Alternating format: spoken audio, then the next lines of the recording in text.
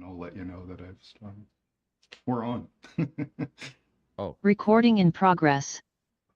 well, we're on. Hello, and Hello. welcome to episode 308 of Long Toss. I'm Scott Belford. This is the walk-off. We are live right now on YouTube, so if you are in the chat, feel free to give us a thumbs up, a like there, and subscribe if you're not already subscribed to the channel. The chat is already rolling through. We'll start with Deb here, who says probably going to be a super chill, upbeat Long Toss. Not much to talk about. Yes, such positive vibes is what I'm sure you can get from this panel today. It seems like those old adages are really adding up here. The sky is falling, right? Chicken Little. When it rains, it pours. It's just been a rough week as a Blue Jays fan. 6 losses in a row now. That is the second series sweep there in Cleveland today. And we are going to introduce the panel and we're going to get into it. Lots to talk about. We'll obviously break down this Blue Jays and Guardians series. Orelvis Martinez, of course, the number 2 prospect in this Blue Jays system, handed out an 80-game PED suspension. Stuart Baroa was called up. So funny how it's the worst day in Orelvis Martinez's career, and Stuart Baroa, best day of his life. He was beaming on the bench. He was just having a great time putting the jacket on Vladdy, doing little dances. He cannot believe he is a big leaguer. So baseball is a funny little game. VAR show day to day. We'll touch on that. Our job's on the line. They frickin' better be. Shapiro was in Cleveland. Was he just visiting homies? Last time he was on the road with this team, Charlie Montoyo lost his job. We'll see what happens there. We'll do a Seattle Mariners minute, catch up on where the Mariners are at. We'll talk the All-Star game. Who should be let in? Paul Skenes is the guy I want to see in the All-Star game, but you know what? According to the way baseball runs, he hasn't played enough games. We'll see if they'll make an exception because he is a very exciting guy. Okay, so a few things to touch on. Number 1, our go-to, our Iron Lady, Jen, baseball Jen. She is a teacher and she is in full marking mode, so she is missing today. However, she's fingers crossed. The kids are done and out of her hair and all that stuff, and she's back next week. All the best with her as obviously the school season wrapping up. And Joel, hey, Kami, also always here, but he is sick as can be, so we've got a whole new panel, basically. A couple of regulars that we haven't seen in a while. Let's start with that. Lewis Foster, welcome back to the walk-off, buddy. Thanks you could take some time and join us for Long Toss here. You really picked a tumultuous week to come back on the show. Yeah, I've had a lot of thoughts festering in my mind, and I think I need to get them out somewhere. So this is about as good of a place. Very excited to have from the walk-off Mariners, Juan Forno joining us again. Juan, pretty excited here. We've got a big show coming up here. The Blue Jays playing the Mariners at this end of basically this meat grinder of a stretch that the Jays are on. And we've got Taylor Sacedo coming down, Keegan Matheson, Blue Jays reporter, joining us there. So it should be a good show, buddy. Yeah, I'm looking forward to it, man. We're going to have a lot of fun for sure. So tickets are still available. Hope to see everybody there for sure. Our producer and one-time panelist. He's broken his cherry. He's back, though, producing a heck of a Long Toss. Johnny Eaton, welcome back, buddy. How was your weekend? Thanks for having me. Weekend's been pretty chill. I don't know. I've been watching the Blue Jays mostly and crying a lot. Crying. Waking up to a wet pillow. Yeah. If you're not crying, you're laughing at this point. Like it's the emotions are almost crossing. From Jaybird Watching Podcast, so excited to have back on the show. It's been a little while, but always pleased when you can make time. Craig, how was your weekend, man? Weekend's been fine as long as I don't turn on the TV, but that's besides the point. But things are all good. Could they be better? Of course, because this team could actually be something. But right now, obviously, we're all in I'm going to say the world of 2017 promises is kind of what I feel like at the moment. But here we are. Let's see who gets fired. Yeah. Michael Borland says, I imagine it's going to be tough for Scott Belford to talk shit in Seattle in a few weeks. Very true. I mean, there was a time, and it didn't feel that long ago, gentlemen, where the Mariners and the Blue Jays felt like they were in a real race for a wild card spot. I know the last couple of years that's been the case. They played each other in the wild card, and now not so much. It's how it goes from 40-40 men, now 40-40 man. I am Jeff, 40-40 welcome man. back, buddy. Thanks, man. I don't even know what to say right now, to be honest with you. When you asked for a topic for us to come with today, I'm like, I think we're all gonna come with the same ones. But to supplement myself for the summer season, I am working for a catering company, and it's barbecue season, baby. And I'm serving sirloin burgers like you wouldn't believe, and that's making me very happy.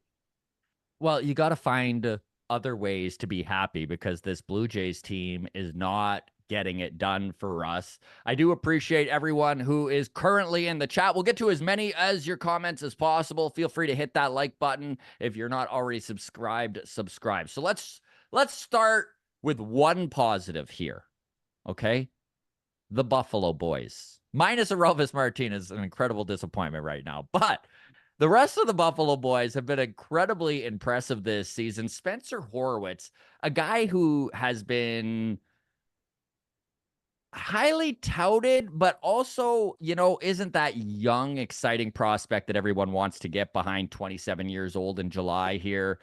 Finally pushed the Jays front office to the brink, and obviously poor play got him called up. And since then, he has been absolutely on fire. Listen, this dude has a 480 on base percentage since June 7th, since his call up. Like, I know it's a small sample size, but to have a 450 on base percentage in AAA and then take the jump to the big leagues and exceed it, he has a great eye at the plate. We're seeing some power out of him. He hit two dingers today. So let's go to you, Lewis. Listen, obviously, this isn't what we want to be talking about, which is basically prospect development and looking towards the future. But if there is a bright spot to be talked about, Spencer Horwitz has to be one of them. Yeah, I sort of go over in my mind about different ways the Jays could go. And I think a rebuild is something that I want to see done with a new group of guys in the front office. And we'll see if that happens. But at the same time, I'm like giving Horwitz a guy that could play 145 games a year. Guys like Schneider in that boat as well. There's plenty of guys in AAA. I know Riley Toretta is the guy who's really picking up steam down in AAA. Like, there could be some really fun teams that suck. And I would be better. I'd rather watch that than what we're watching right now. So yeah, giving these guys run is never a bad thing. And there's some bad players on this team right now that deserve their spots to be taken. So I don't mind it. And Lewis, you pretty much summed up the sentiment of a lot of this Blue Jays fan base, is that if this team is gonna suck, we might as well watch a team that's fun to watch, right? And that's one thing these Buffalo Boys have done. And honestly, Craig, I'll throw to you here because Spencer Horwitz has actually and I maybe am negative about kids who just get called up and their defensive play. It just seems to come a little later than the offense. But he's been all right at second base for a guy who hasn't played much second base. Yeah, I tend to agree with you on that one because the one double play that he turned today, he had no time to make that turn at the Keystone, and he still managed to get that ball to first base. And when they needed a double play, there was no like ifs and buts about it. They did that run score, yes, but they had the bases loaded and nobody out at that time. So that was a key double play that he ended up turning, and it looked really good with the way he was able to just rifle that. It's got a sneaky arm, I guess, but at the end of the day, I'm hoping that I don't see as many games from Spencer Horwitz at second base. But at the end of the day, that's what gets his bat in this lineup right now. I don't care, and it's perfectly salvageable at this point. And then having 2 home runs today didn't exactly hurt that whole situation with his starting time. He's been one of the very few good bats over the last last week at least, but got to keep him in there. But I'm not thinking he's a liability like you would expect. It's kind of in that same ballpark as letting Vlad play third base again.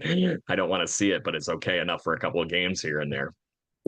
The other guy that has been called up recently for his second stint, and Jeff, I'll throw to you here because when we first watched Addison Barger get called up, we saw him stuck into left field for the first time ever in his professional baseball career. An odd move by John Schneider. He didn't ever look comfortable, and then he got sent back down, and he really struggled at the plate. But we're seeing a different Addison Barger this time, aren't we? Well, I think this is the one thing I can't really understand between the AAA and our regulars. Like these are guys that come up and they're working at bats. Addison Barter's been good with, he doesn't get as deep in the count as some of the other guys, but he is working a little better. He's seeing the ball a little better, I think, and he's even when he's making outs, you can call them like productive outs. And I'm noticing that with all of these guys coming from AAA, and I wonder why you get these guys who are working counts from AAA, and when you get to the majors, who've got guys who've been here for years swinging at first pitches all the time and things like that. Like I'm starting to think that the major league guys got to learn from guys like Barger and Horwitz. Honestly, the way Horwitz was last year, the way he was this year, I think he was being held back because of the way that we're kind of holding on to the guys that have already been there before. And we talk about a team that's supposed to be fun to play. Addison Barger is fun to watch play. Horwitz is fun to watch play. Clement is fun to watch play. It's not fun to watch George Springer play. Kevin Kiermaier, when he's in there, he's all right, but he's still not hitting anything. I want to be like Barger. Just look like you're there having fun and you're trying. I like the trying, and I like the fact they're doing it the right way. So why is there such a disparity between working the count and the AAA guys and not in the major league guys? That's a big, big thing for me that I don't really get. Juan, going to the chat here, and I know you're answering the chat, but this is where Blue Jays fans are at, and this is from Michael Borland, where it just feels like the inevitable is this team is not a playoff team, not a playoff contender, and really in a downward trajectory. I mean, there's not a lot you can argue if you're looking at the other side. Obviously, there's a lot of baseball left, but Michael Borland says, question for Juan. Jays fans are done with this team. And that's the sentiment. And that's really what is frustrating and what we were talking about with at least make it a fun team to watch. Right? If it's going to suck, at least make it fun to watch. But he goes, fans are done with this team. In postseason, who should Canada cheer for? Cleveland with the Naylor boys or the M's? Convince us, Juan. It's tough because, like, obviously living in the US, you see all the faults with this country. And I know the viewership here is mostly Canadian, so I'm feeling a little bit aggressive against the US and feeling comfortable to do so because I'm not at risk of a situation, that they so kindly appreciate down here. I love the Naylor boys, honestly. They're thick, Alejandro Kirk, Alec Manoa types, and they're Canadian, right? You want to see those guys succeed, and they're having really good seasons and easy to cheer for. And Cleveland is a team that is fun to watch. We just lost 2 out of 3 of them, and I swear to God, the entire AL Central is so fucking annoying this year between Cleveland, Minnesota, and Kansas City. I wish they would just piss off. Nobody expected any of them to be anything better than maybe 5 games over 500. But obviously you got to cheer for the Mariners. We're the closest. Okay. You can say Minnesota is close to Manitoba or Saskatchewan, but those aren't real places that anybody loves. Let's be honest here. I apologize to anybody who is watching from those provinces, but BC is the better province in Canada between BC, Manitoba, and Saskatchewan. So go M's, man. Go M's. I mean, I think the Mariners rotation is going to be the difference as long as they can stay healthy. If you want to cheer for a winner, if you want to grasp a little piece of success this season as a Blue Jays fan, then come take over Seattle in July and cheer for the Mariners and elongated success throughout the season. And that's what I love. Vancouver is going to do that. Even if this team is terrible, it's just such a fun party in Seattle. And we can just push all of that Blue Jays past season out of our mind and just concentrate on the fun of that series. And maybe we can win a series there in Seattle while we take over T-Mobile Park, which I know the Mariners hate. It's funny because I talked with Taylor Sacedo just recently of the Mariners, friend of the show, and he was like, I don't know, why don't you guys do the same thing in Detroit and stuff like that? And it's like, yeah, we do go to Detroit and stuff, but I think it's that the West Coast doesn't get close to Major League ball games very often. So when the Jays do go to Seattle, that's where everyone comes over. Poppin' wheelies in the chat here goes, did anyone think this team would be good out of spring training? And it's an interesting question. It's an interesting question because I didn't think they'd be good. I didn't think they'd be this bad. I really did think that they'd be one of those middling teams that fights for the third wild card spot, somewhere in that 84 to 87 to 89 wins. That's not a good team, but it's definitely better than what we're seeing. And basically, the bullpen just hasn't been good this year. We had hope that we would see Johnny's least favorite word here, positive regression from Johnny is very adamant. Why can't we just say improvement? Why are we using the word a double regression here? Positive regression. What the fuck is that? But I will throw to you here, Johnny. How badly do you think this front office overestimated improvement from some of these core guys in this team? And is it even on the front office? Just about as bad as you can get. It is on the, like, everything about this team that's failing to me is on the front office. Not just Shapiro and Atkins, but the entire management group, the coaching staff, like all the people who are telling in these guys' ears, telling them what to do. There's no reason why. Some of these vets are bound to fade a little bit, but there's no reason that George Springer should not be hitting sub 200. Like, he should not be a black hole. He's not that old. It's not like he's 39 and it's like, well, it was kind of his time. He was going to fade eventually. It's like he's still, in baseball terms, a pretty young dude. And some of the other things, like Bo falling off a cliff, it's like, how does that even happen? Like, we've seen Bo Bichette struggle in the past, but not so dramatically. I think it was 2 years ago he started the season, he was hitting around like 260. He had like 12 home runs. He wasn't doing anything too special. And then the September Bo hit changed the narrative completely. But up until then, there were discussions on forums about like, oh, what's Bo doing? So I think there's just something like really off about how this team is being run right now. I think it starts at the top. I think Atkins has completely misread the last 4 years of Blue Jays baseball. He has started a rebuild well and blown the middle and end game of it so dramatically. And to me, what I see from him is a complete lack of foresight and a lack of planning ahead. Like, just not able to think, oh, maybe the free agent class coming up in 2024 is going to suck. And maybe we should lock up some of our players so that we won't have to worry about going and getting free agents in 2024.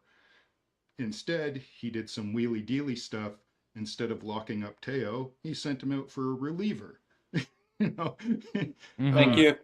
He sent out a viable catching option for years to come for defense first. Yeah, he's a decent hitter, but like that trade and sent Lourdes packing at the same time. Like, these are trades we've all harped on so many times, but there's a reason why they're harped on. They were just didn't make sense. The moves he has been making have not been the moves that a GM who wants his team to be competitive and contend for a World Series makes. And I'm going to quote myself here because it's one of the smarter things I've said on social media lately. IKF being on the team sent us a signal about how it was going to go. IKF getting regular starts sent a wire. IKF being one of the better players was a direct phone call. IKF leading off is an emergency alert on all our phones. There's a tornado coming and it's about to hit your house. And that's what's interesting too, is, and you really summed it up, is that the biggest success of the offseason is IKF. And although he's been great, he really didn't address any of the areas of need this team has. And I don't want to be a broken record here, but I mean, my God, this team has been without an actual legit cleanup hitter for 2 seasons now. What are we doing? You know, like, is this a serious team, or do they just refuse to acknowledge the fact that they miscalculated with what their approach was going to be and feel that there'll be some sort of median over a big enough sample size? Right? Like, it's just, it makes no sense what is going on here. We'll go to the chat really quickly. Chucharu says, if Atkins is that bad, you have to take a look at his boss and call him out for allowing it. Time to for Shapiro to go as well. And it's hard not to agree with that, although I will say I don't think that there's a world out there where that is the scenario. I do think that Rogers is going to put pressure on Mark Shapiro to start over with a new general manager. And the hope is that whoever they bring in, I hope it's an outside hire, and that is no slander towards James Click. I do believe in James Click. I just don't know if anything in this front office right now is worthy of being kept around. And so I say, bring in a new guy, let him bring in the guys he wants. If he wants to keep James Click, if he wants to keep some of these other staff members, that's on him. That's his choice. I'm all for it. But I would love to see this just gut right through. We'll move on to. Can I quickly go take ahead, a Juan, counterpoint? please. Step I just in, have a step in. counterpoint, and I think No, please. yeah, I think the biggest issue was not having a backup plan if it wasn't going to be Otani, right? I think it was great that you guys were right there and right at the finish line to the point where we thought he was headed to Toronto, but then it was oh shit territory as soon as that was done. So great on them for being in the race, and I love the way that front office actually handled the Otani situation because we thought nobody had a chance but the Dodgers. I'm pretty sure everybody here agrees with that. And for Toronto to be in the conversation and to the point where we thought you guys were going to lock it down was impressive, but they had to have something in place as a backup plan. And I think that's the detriment, right? Where you talk about not having a power hitter or a 4-hole hitter. And I understand Otani hits usually 1-2, but he's a 40 home run guy, so he does fit that mold. And I'm that's just where Johnny's point of it's not even about this this offseason. It's about not seeing the lack of free agents available ahead of time and not bolstering the team. I actually think it wasn't going into the offseason. I think everybody knew that there's no hitting. There was no hitting this offseason at all. And I think what he was doing with the IKF signing, I understand what he was trying to do. Atkins was using Kiner Falefa as a holdover to see if any of the guys in AAA could take over third base because there were no third base and we were going to pay $20 million for Matt Chapman. That just wasn't going to happen. I think what he was doing was what's actually happening is seeing if the AAA guys can take the jobs because he obviously couldn't find a trade he liked, or maybe there wasn't one available that he was willing to pay the price for. So I really think that what he's done is what he's intended to do, is to see the AAA guys come and take the jobs. Unfortunately, I don't think he meant to see the regressions of Bo and Vladdy for the first month and George since the beginning of the season and Justin Turner in May and then now Danny Jansen for the last month or so and Alejandro Kirk for the first 2 months. Like, I don't think he anticipated 5 of these guys regressing again because they all regressed last year. So I think that's where he was coming from. But to the point, yeah, he definitely didn't have a backup plan for anything. Like, oh my God, if these guys don't happen. But here's the funny part is, as we're talking, the AAA guys did happen and they're actually doing well. It's the guys who are here. That's the problem. And the other thing is, I think it was backup for great the that they pitching didn't. either. Yeah, I think it was great that they didn't sign Chapman to 20 mil plus a year on a 4 or 5 year contract. I think they got that right, to be honest. Out of this year, IKF, I'd take him 10 times over $10 for dollar over Matt Chapman. So that's fine. I don't have a problem with the IKF signing or the Justin Turner, although I would have probably signed George Soler maybe instead of Turner being a 39-year-old DH. And again, he was brought in because he's a 1-year guy. It's almost like Atkins felt like this was going to be a bridge year. You know what I mean? Like, he thought, like, we got what we got. We can't get what we want because they're not there anymore. And why are they not there anymore? Here's the other thing is free agency is changing. Look at Seattle's a perfect example. They signed Julio Rodriguez for a 10-year deal. Atlanta signs all their kids to these long-term Mhm. deals to hold them in. Yeah. So you're not getting these really good 27-year-old, 28-year-old guys coming anymore. So I don't think he's ready for that. That's why we need another GM, because he's not ready for the fact that free agency's changed. And he's better at signing guys than he is at trading guys. That's going to be our biggest problem going forward. So James Click Episode as interim GM, that's my call. I love it, Jeff. Episode 308 of Long Toss here. We have over 80 of you in the chat right now. Thank you so much for joining us. If you have not hit the like button, that would be appreciated. And if you're not subscribed to the channel, obviously that's great. Going to the chat, Dulcimer says, I just don't trust a hitting coach who washed out the minor leagues at 23 in single A ball because his hitting sucked. Vlad and Teo were going behind Guillermo's back in 2021 to get better advice from Jesse Barfield. There's a reason they went behind Guillermo's back. And some of you might remember that scenario that happened where Jesse Barfield actually got slapped on the wrist pretty heavily for that. I'll go to you, Lewis, here. Where are you at on the hitting approach throughout this organization? And how much longer do you think guys like Don Mattingly and Guillermo Martinez should be the voices in this room? Yeah, when I look at the hitting, I just in general, they're not smart. It's plain and simple. They are not smart enough. Bo Bichette, like he's not a smart guy, but he knows baseball. He knows what hitting is, and that is his language. And the language that they are feeding him is wrong. He's not trying to do the things that create success. Hold fly balls. It's the closest wall. It's Vlad has a 70 grade hit tool and he's batting 270. Like it is clear that the coaching staff at the major league level is valuing all the wrong things and they're cultivating an environment that does not value the correct approaches at the plate. Is why the guys that come up from AAA are the best hitters because they know what they have to do to succeed.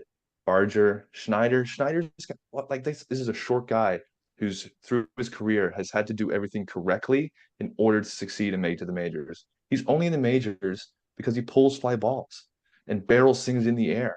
It is like he did that himself, and there's nobody on the major league staff. And I'm sure in every organization there are people that know their stuff, but I don't think their voices are valued. And that's why I think from top to bottom, people need to go because Ross Atkins hired Don Mattingly. Like they share similar opinions on how things should be done on the hitting side, and that right there is just shows you that things are super wrong.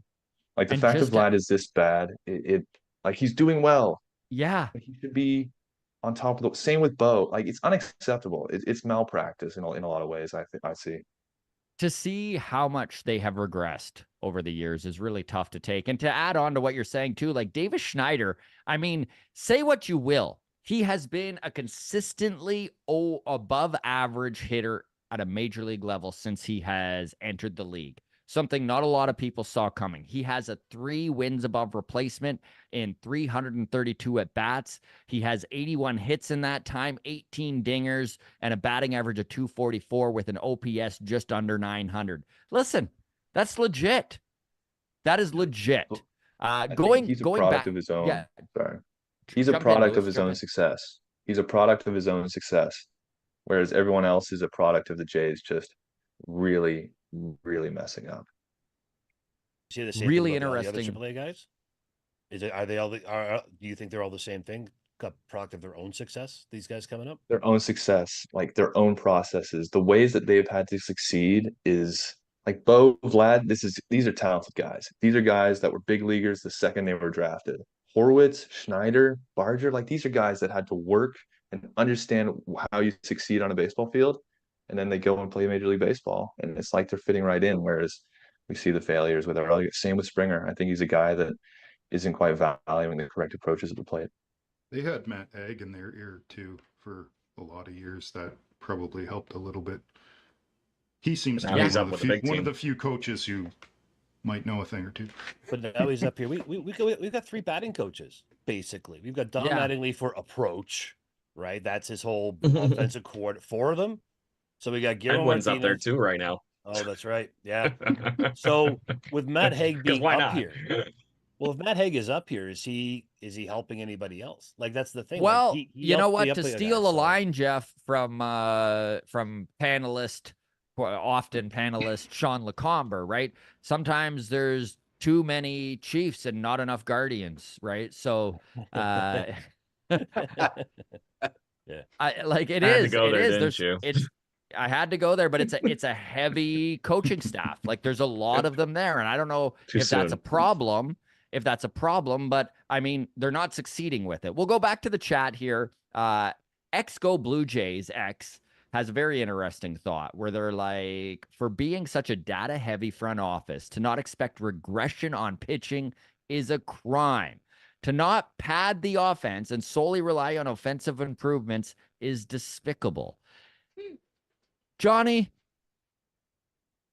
you were saying this in the offseason all along, that to expect the pitching staff to do what they did last year was almost lunacy, right? Yeah, that there was no way they were going to repeat last year. And that goes for the starting pitching and the relief pitching, especially the relief pitching. That bullpen was amazing last year. And not only were they amazing on both ends, on the starting and the relieving, they got virtually injury-free. They had the Alek Manoah collapse. That was sort of an injury, sort of a mental thing. But that was pretty much it. Like, you got Romano almost the whole season, pitching lights out. You got, when they got Cabrera, he was great, didn't get injured. Hicks came in, didn't get injured, was awesome. Like, pitcher after pitcher had, so many of them had career years. And to think like, oh yeah, they're going to go out and do that again next year, no problem. And then we can just rely on our offense to pick up. It's the delusion that I've mentioned before that I feel like the front office has, that they think they're better than the sum of their parts. And if you look at it on paper, it's like, no, they could be a very good team. You can look at who they've got on the page, and that's why I made the mention of IKF, not because him in a nutshell was a poor deal to be made. It was that if you have him on your team, it's a sign of a problem. He shouldn't be getting starts on your team. Like, he's having a great season right now, his best season ever. But having him be your starting anybody, he is a bench player on a great team.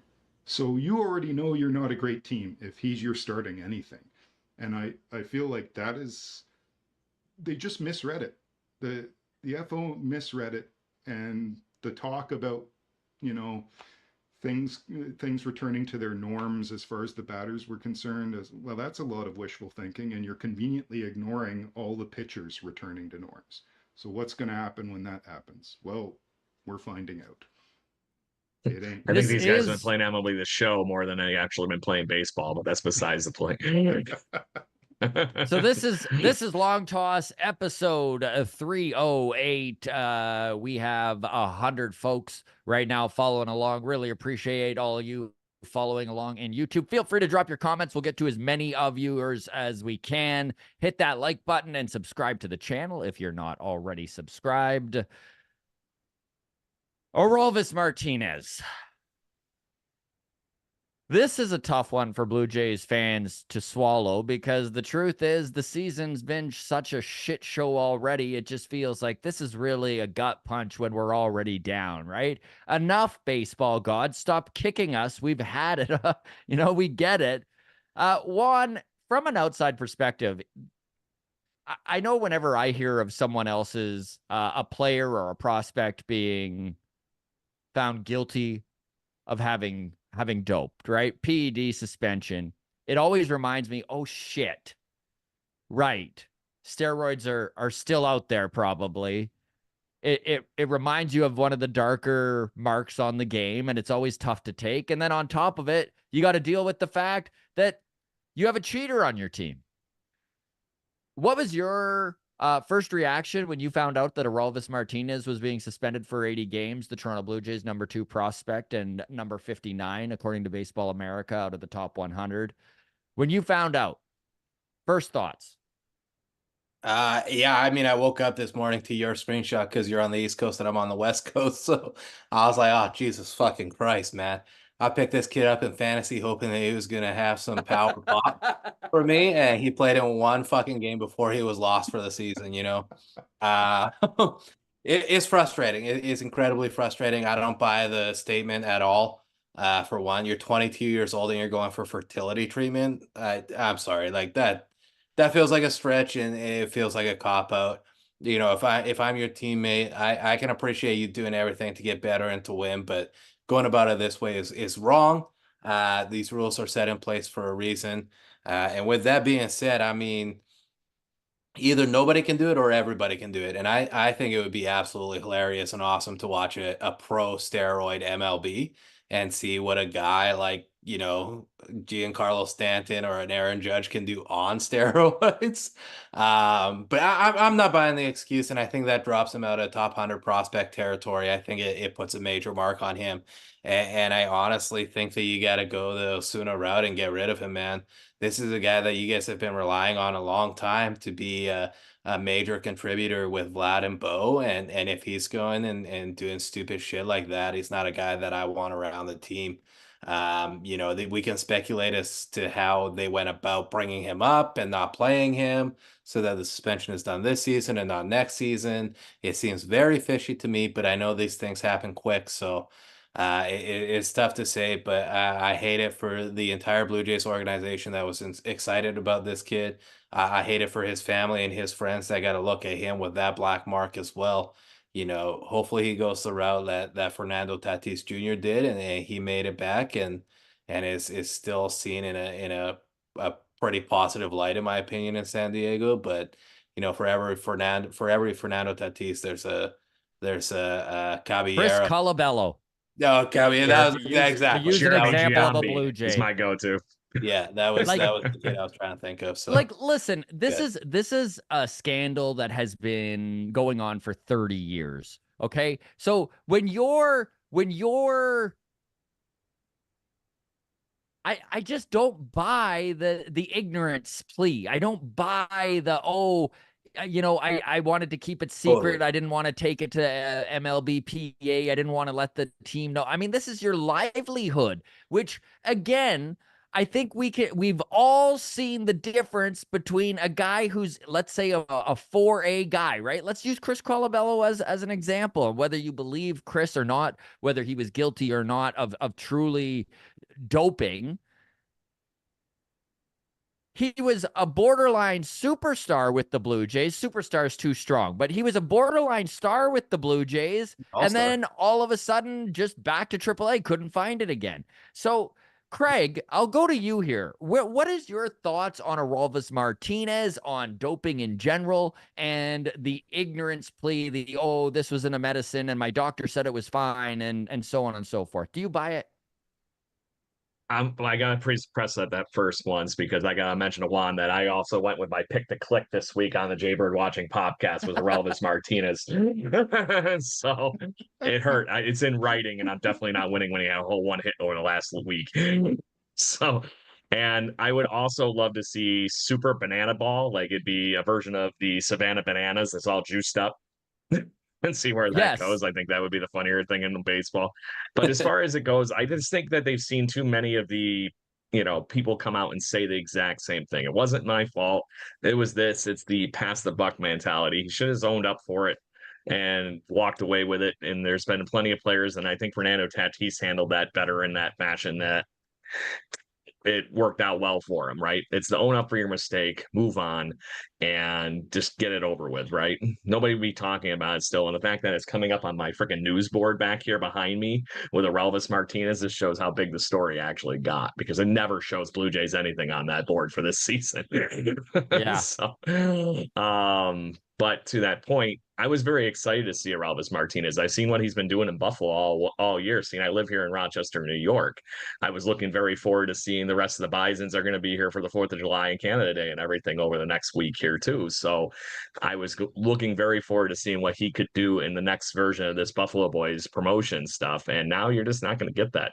The only thing that's the blessing for the Blue Jays in this whole thing is that the 80-game suspension can be fully served this year with what's left on the clock, with somehow 85 games more of torture for all of us in this podcast today. But I can't say enough things as far as what it does to his trade value, what it does to this team. They were expecting him to jump in, even though they didn't have the best way to really bring Orelvis Martinez into this lineup, because there's how many middle infielders on this team now. So if you talk about what this is going to do internally for the Blue Jays for the short term, this is going to mean more time for Horowitz, more time for Barger, and so on. So I guess there's only so many things I can have from the reaction ballpark, but I would have loved to see what Martinez could have done in a major league uniform this year. But I don't think they can trade him because they're not going to get shit for him. No, and I think it completely changes the perspective of this player. You don't even know who this player is at this point. You don't know how long he's been correct. Like, right? You can't expect him to come back and be that guy. You have no idea who this guy is as a player. He's not the prospect that you signed internationally. You know, he's 6 years along, most likely. I assume you guys signed him at 16. He's 22 now. You have no idea, and now you can't bank on him being the replacement to Bo when he leaves via trade or free agency. You know, that completely ruins that plan of whatever you foresaw this prospect being. So that fucking sucks for the organization, and you let your entire franchise down doing that shit. Yeah, and that's to your point, the Juan, big it hit just flips here. the whole thing around. That's the big So- hit here too, and I'll throw to you here, Jeff. But it sure is frustrating to watch these assets within this Toronto Blue Jays clubhouse that we're on the verge of some big decisions being made for the future moving forward, and it seems like the value keeps eroding on these assets, right? Bo's having maybe the worst season of his entire career right now. Orelvis Martinez, who probably had quite a bit of value on the open market, is now a big question mark. You got Vladimir Guerrero Jr., who just doesn't have power anymore for whatever reason.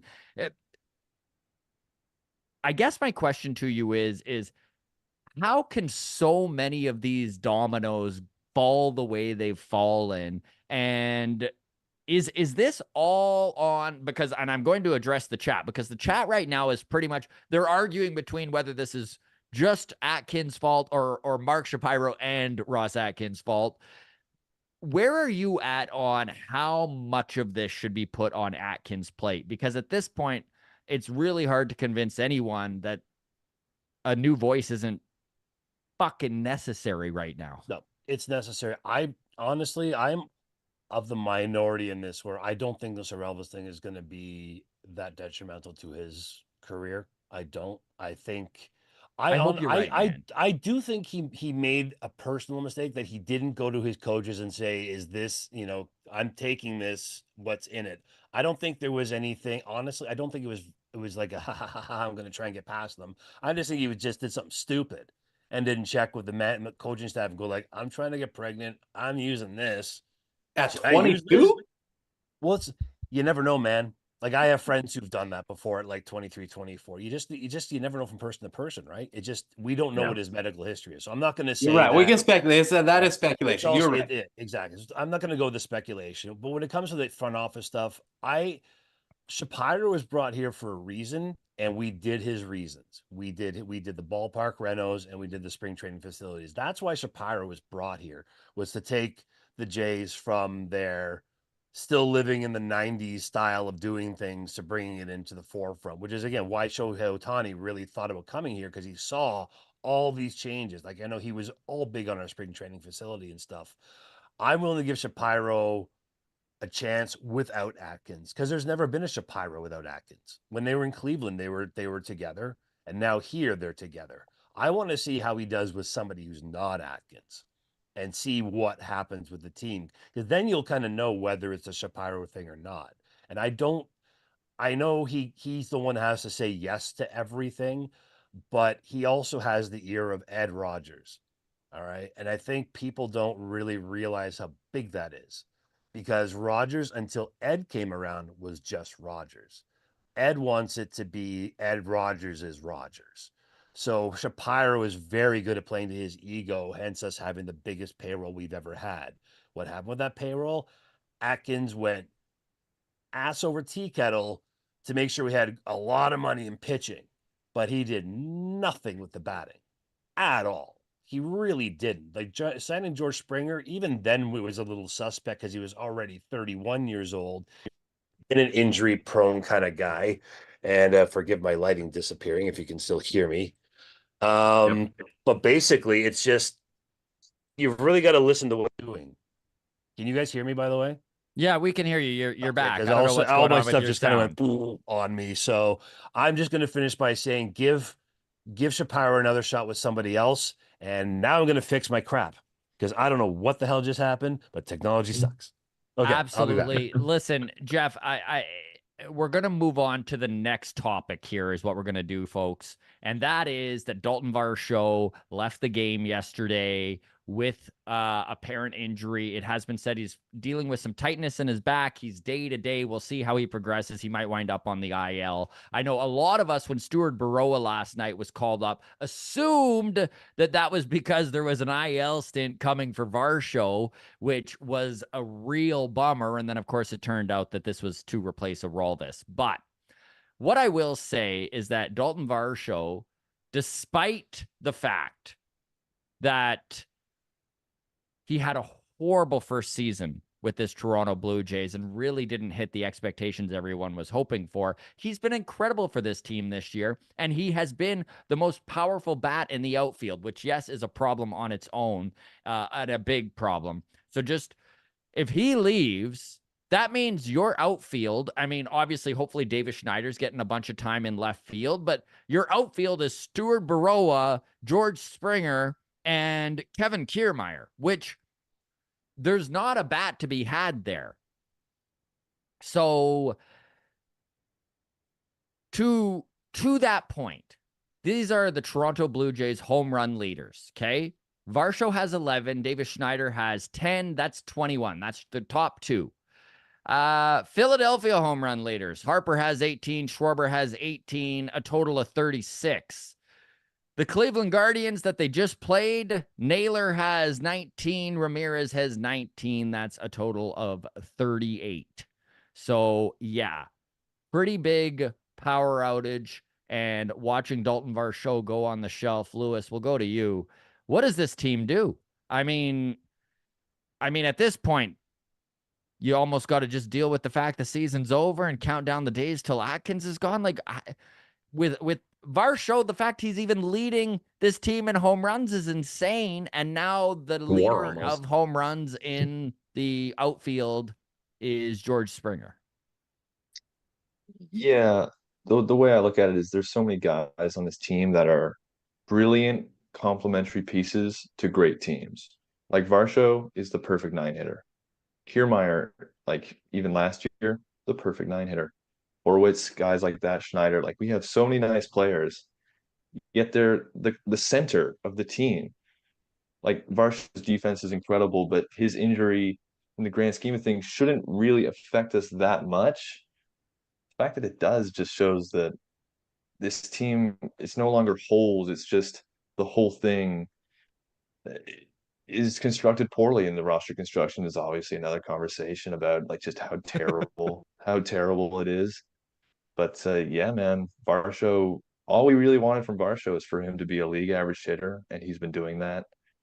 But the fact that that's been one of the better performances on the team all year is another failure, another drastic failure by the team. Can I step in here and take, because I'm confused. This is a dude with 11 home runs. Is that right? Yeah. Yeah. 11. He's hitting 207. How the fuck is he league average? Like, he's not good. His outfield defense does not offset hitting 207. I think he's this year league. That's all average. horrible. My problem. Hitting's down all the way around, right? Okay, so the league average OPS this year for 2024 is 699. And Dalton Varsho is above that. And so weighted runs created plus, he's also a plus player. So, I mean, yes, you're right. He's below average on batting average, which this year I think is like 230 or something disgusting like that. Yeah. Awful. So Far I'm from just Tony saying Gwynn. that when you look at run producers on this team, which doesn't say much because this team doesn't produce runs, but the run producers on this team, Dalton Varsho's near the top, man. Like, I He hate is to the say top. this, but he's like comparable to Cal Raleigh, which as a catcher is great. As an outfielder, is not acceptable. Well, he is the Well, he number one can defensive catch. outfielder that there is, right? Like, Dalton Varsho is leading there the you offense go. in WAR. Put him behind the ditch, all of a sudden it's not so bad anymore. Dalton Varsho leads the Oh. offense in WAR. Like he's the most valuable hitter on the team. And I I was Player, think actually that just looking that up. hit And I offensive said piece. IKF is the. that I was just speaks looking that up. volumes to It's why the 2.8 Mariners for season IKF. is in the toilet before the All-Star game, for sure. This is a great question from Andrew McLeod here, and I'm gonna throw to you, Johnny, to answer this one. By September, do you think the Jays will field a team whose combined salary will not exceed Springer's? Wow. Great. I doubt it. But Was he at 26? if Atkins gets fired, like he should be, and they have a new guy in, and that new guy is savvy and manages to get rid of Springer's contract, then it is possible. Yeah. Yeah. So you're trying to retrade Vernon Wells again, is what I hear. Exactly. Yeah, yeah. Can It's we- 2001. we somehow Alex Rios our way Hey, out he's of not this. here, man. Exactly. Yeah. The Angels will take that call every time, I promise you. Yeah, think Oh, how boy, much they salary might. would they have to eat? How much salary would they have to eat to get him traded? Seriously, they'd have to the eat like only- 75% of it. That's 2 the more only front years at office more 24. incompetent than ours. So Yeah, 2 more years at $24 million. Get Artie Moreno on speed dial. Let's go.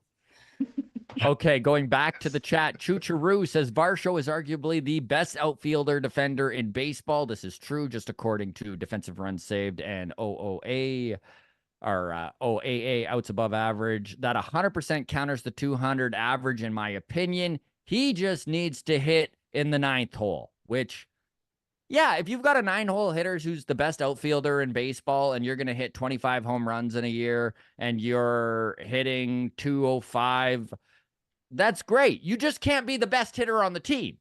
Thank you. That's all I'm saying. You can't be the top guy. Absolutely. That's fine. There's a place for you on the roster. I'm not saying he doesn't deserve a roster spot. I'm just saying that can't be your best hitter. You're Well, he fucked wasn't supposed to otherwise. be. He never was. True. Like Totally, totally true. Yeah, that goes back to the whole thing. Our main guys are regressing. That's what it goes down. Like if we were hitting the way we were, Dalton would be the 5th best hitter on the team, and that's kind of where he should be, right? But he's not. And if Guerrero keeps going and he hit another home run today, I think I think you're going to see a big second half from him. I really do. I just see it coming from him. Bo, I think, looks lost. And this again, we were talking about payroll for next year. I don't see Bo staying past this year. I don't think it's going to happen. I don't think he wants to be here. I really don't. Everybody keeps going, got to bring back his dad, bring back Dante. Maybe he wants to go somewhere where Dante can be with them more than like once a month kind of thing. I just don't see him being here. And what we should do at the trade deadline at this point is you trade your dead weight, trade Kiermaier, bring the kids up. Let Stuart Baroa play more, and maybe trade Justin Turner, let Horowitz go between first base and DH kind of thing. I think that's where we're at. We should go on with a full on youthish kind of movement until the offseason, because I mean, the truth is though, Jeff, and I don't disagree with you. The problem is these guys have no value right now, so you're going to need to Kevin Biggio it basically. That's fine. We don't need them. It's just salary off the payroll, which makes sure we don't go into double luxury tax area, right? Like Kiermaier's $10 million. If we want to trade IKF, he's $7.5 million. If Kikuchi gets traded, he's $13 million off. You got about $30 to $35 million worth of payroll that you can trade right now and not really get anything for it, but gives you something going into the offseason to give whatever new GM comes in. Yeah, but I think like IKF and Kiermaier with their defense, they have some value there as bench role players, right? Like IKF can play all over the infield and produce for a playoff team, and Kiermaier can be that 4th outfielder defensively who comes in the 7th and inning. he can run still. Yeah, he can run, right? So those guys have some value there for sure. Obviously, Kikuchi has had a good season, so I do think those names have to be moved. There's no, you have to move those names, even if you're getting back, like a Bag of top balls. 15 prospect out of somebody's farm system that maybe has a chance to be packaged in a larger deal, or just a be lottery like a ticket of David some Schneider sort. type thing. Yeah. Then that's okay, but those guys got to get moved for sure. Yeah. It's not as I simple got a as good starting pitching, unfortunately, because like there's nobody to replace. You send Kikuchi out, there's nobody to replace him, unless you're getting like Doesn't a matter at this young, point. you hope for it starting pitcher back. Well, I think that's That's we see the- You Adam take care of that Macko. in the offseason. Well, You you- take Yeah. care of that in Okay. the offseason and just get the best return. Well, for the season, bring up Yeah. Adam Macko. He's ready. Just bring up a guy who can fill in the spot. Yeah. Somebody who's Yep. played well this Just season. go and eat deserves One it. of innings. those warm Go body eat it. pitchers. Yeah, well, we All can right. have 17 bullpen days. Okay, hold on here. We're gonna go back I to have a good conspiracy chat theory real for you. quick here. Let's reel it in, guys. Hold on here. All right, so we're gonna go back to chat. Adam Hustler says Springer would have to be the David Price of trade, a la Betts and Price to the Dodgers, which is true. There would need to be a. Can we package a Orelvis Martinez with Springer for someone to take that? Too early. All right. So this is episode 308 of Long Toss. A big thank you to everyone in the chat right now here. We are live on YouTube, trying to get to as many as your comments and questions as possible, obviously. Hit that like button. Means the world. It helps us out. And if you are not subscribed to the channel, please do subscribe. We currently have, let's see what the total is, 116 of you watching. We've hit as many as 125 so far. So thank you so much. Appreciate it. We are an hour into the show now. So we will go to our next topic, which is, are the Jays, are jobs on the line here? We've talked about this a little bit, but Shapiro was actually in Cleveland. And I mean, yes, obviously, that is where Mark Shapiro came from, was the Cleveland Guardians organization. And he could have just been seeing some old pals, some buddies. But normally, whenever a GM is actually on the road with the team, we see some firings happen. I know that's what happened when the Blue Jays wound up letting go of Charlie Montoyo when he was in Seattle there after that series. So I guess we'll go around the panel and kind of do an over-under. A yes or no. Do you think somebody in this Jays coaching staff is going to be fired? I don't think it's going to be John Schneider, but is there maybe a lamb to be led out to slaughter? Craig, let's start with you, my friend. What do you think? Is there a firing we're going to hear of later tonight once we release this? Probably it'll come out while we're in the middle of it. Let 2 us know in seconds chat after. if it does. Yeah.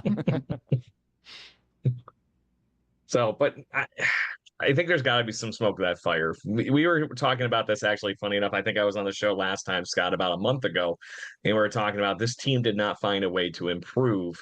Somebody had to go. It wasn't a question. We were hoping that at that time, there was like, you know what, there's still a glimmer of hope. The glimmer is dead. It's been left out in the field, rotting corpse, got cement shoes, whatever mafia term you want to insert into this equation. So the problem is, I think if this team is even going to have a chance of even improving on the field, even with what the product is currently, somebody's got to go. Clearly, the mantra that this team has been pushing from the management level is not working. And you can't just go turn around firing the players because they're going to have to go on a fire sale and trade people or whatever they're going to have to do here at the end of the season. I didn't want it to be John Schneider, but I think at this point, he's probably going to be the one that's trotted out, especially from last postseason visits and all the other good stuff that's happened over the last calendar year. But at the end of the day, if it doesn't stop there's already a bigger problem. I would think that this has to include all the above people that we've mentioned in this conversation, including, probably in my personal opinion, a lot of people, unfortunately, that work in some of these people that have been feeding information to this management team, because the whole mantra is broke at this point. But yes, I will be shocked if there's not at least a few firings, not just one, Funniest a few scenario? over the next week. Funniest scenario, Craig, in my opinion, is if John Schneider gets fired and they promote Don Mattingly to manager, and we can just watch the fan base just be like, all right, let's get our pitchforks. Like, that's it. Yeah. Let's do it. Let's burn this With our motherfucker to the luck- ground. You're going to Yeah. Lewis, do you think there's We're any gonna get some kid way? from the analytics department instead. Do you think there's any way, Lewis, that this front office can be so tone deaf and blind to what the fans are watching that you could see a scenario where a John Schneider is fired and an interim like Don Mattingly is put in place? It's I'm not sure if you guys seen the meme, but it's like people who say they don't like Subway, but it's like, hey man, you made the sandwich.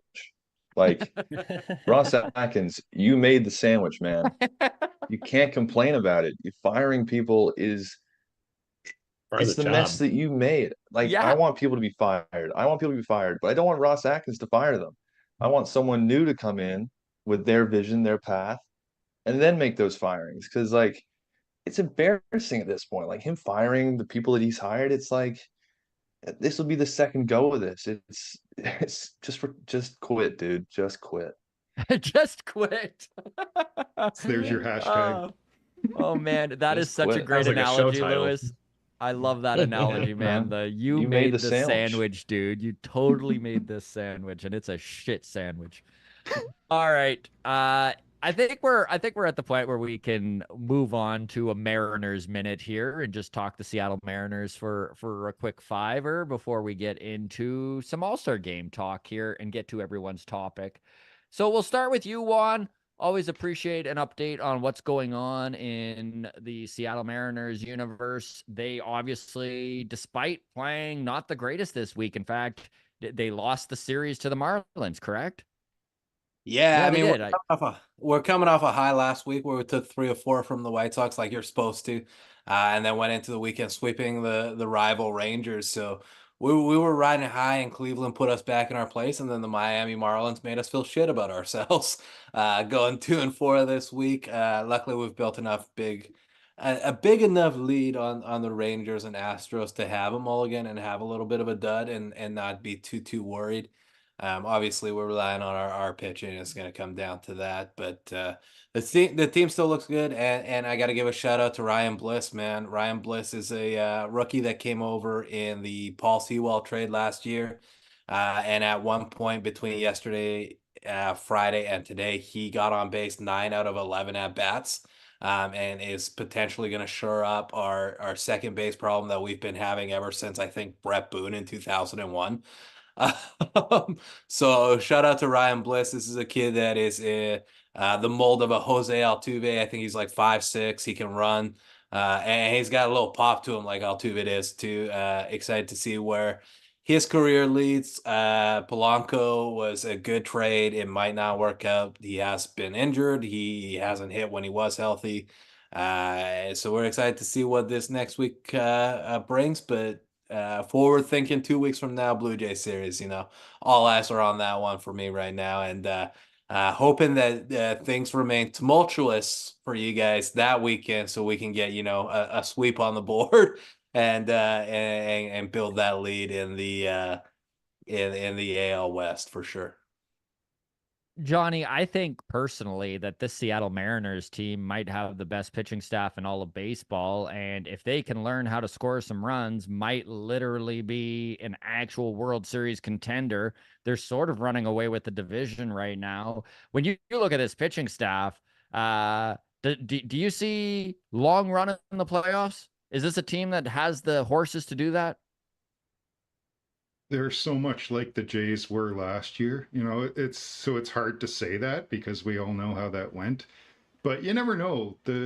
I mean, to me, the Mariners their fate is dependent on how their bats do, actually. Their pitching's going to be great. They're going to keep you in games, but it's like, does Cal Raleigh have a heroic eighth inning home run in him that day? That's what's going to make the difference. So if their bats can just get enough done they could go on a nice little run in the playoffs. I mean, any team can do it. As far as the best pitching staff in baseball, I think there's a very good argument for that, especially the starting pitching. With the starting pitching, the only one that comes close to me right now is the Pirates, just because of the crazy studs they've got running out. that's just their starters, not the Pirates bullpen. Yeah. But their starters are like every single one of those guys. We got to see them when the Jays played them. Well, we actually didn't get to see two of their best ones when the Jays played them, but like every guy they send out there is quality, and the Mariners is kind of the same deal. So yeah, I think they could make a nice little And run Johnny, in the playoffs. what a great setup for a transition into a talk about Paul Skenes and if he should be in the All-Star game. But first, Andrew McLeod has a question for you, Juan. He says, Juan, what is Dipoto searching for at the deadline? Realistic thoughts. And of course, I'm bringing this up because you can't stop texting me about wanting Toronto Blue Jays. Yeah, correct. Absolutely. I was really high on Yimi Garcia. Obviously, he went down and got hurt, so that's no longer on the table. But Nate Pearson is a great bullpen reclamation project for the Mariners. Not to say that the guys that came over from the Blue Jays were necessarily reclamation projects. I don't want to put that on Thornton or Saucedo, but they're dudes that have thrived since coming over for sure. These are Man, guys they've been good for you guys. They've been real good, man. They sub-3 ERA guys, and they're doing great. But I mean, the crown jewel is Juan's ready for the fire sale, is all I heard. exactly, yeah, man. There's a lot of people that we could go after. I mean, fuck, even IKF as an infielder, to supplant a couple of guys is possible too. But Vlad is the crown jewel, man, and I think we have the pieces that could potentially get it done. And I think Orelvis' situation plays a big part because a lot of our prospect depth and a lot of our, top 100 prospects are shortstops. There are guys there that can, it is probably a 2-for-1 deal where Vladdy plus, Nate Pearson. And then we trade you a guy like Cole Young, who is, a top 25 prospect in the MLB right now as your future shortstop because Bo is gone for sure.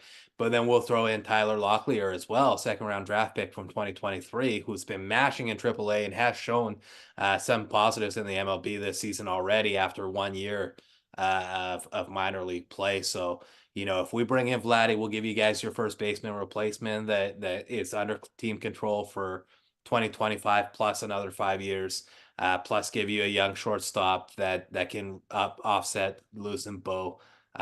The organizations line up really, really well right now in terms of need. So I would love to see Vladdy in a reclamation project and Nate Pearson for one of our middle infielders as a top 100 prospect, and Tyler Locklear, who is a fringe top 100 prospect, but would offset the loss of Vladdy. If you guys wanted Ty France instead of our prospect, by all means, that would be my preference. But I think it would be a Locklear and young top prospect up the middle to get that job done. I'd love to see Vladdy in a Mariners uniform for sure. Scott, I think I figured it all out. I just figured it out why it's so much different this year. I know what it is. It's the Trent Thornton factor. It's the Trent Thornton factor. No, Should have never let him go. When That's Trent so Thornton was good with for us, we were America. doing so well. But now that Trent Thornton's on Seattle, they're doing really well, and we're not. He's the Trent horseshoe. There's the catalyst. So this is Long Toss, episode 308. Our panelists, Juan Forno of the Walk-Off Mariners. If you are enjoying the Seattle Mariners talk, follow along on YouTube, and they are now on Twitter at Walk-Off Mariners. We've got from 4040 Man, Jeff. We've got Lewis Foster joining us again. He was a regular with us last couple years, but this is his first time of the season. Back from Jaybird Watching Podcast, we've got Craig and, of course, Johnny, our producer, stepping up to be a panelist. It's been an excellent show so far. We are very thankful to all of you watching along on YouTube. Well over 100 people have been following along pretty much all show long. Please hit that like button. And if you're not subscribed to the channel, please subscribe. And we are now going to talk the All-Star Game and some Paul Skenes, because this is a dude who is just incredibly fun to watch. 21 years old, has a freaking cannon for an arm. I know I just saw in his 98th pitch today, he closed things up with a 102 mile an hour fastball. And here's the thing. I'm not alone in wanting to see Paul Skenes. Most of Major League Baseball fandom wants to see Paul Skenes, but He was called up only recently. He doesn't really have the games to be in the All-Star break.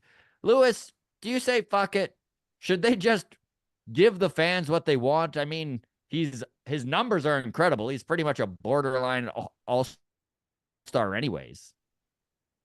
Yeah, people gotta stop treating the All-Star game like some sort of reward, like an MVP or Silver Slugger. It's just one game, and if you're not willing to are there really like 5 or 6 pitchers you take over Paul Skenes? Like if he isn't pitching in that game, then what is the All-Star game for? Is it not for the collection of the best, youngest, most important people in the game right now? I think it's almost stupid. It would be stupid if he didn't go. I think he's got to make it. He's too good not to.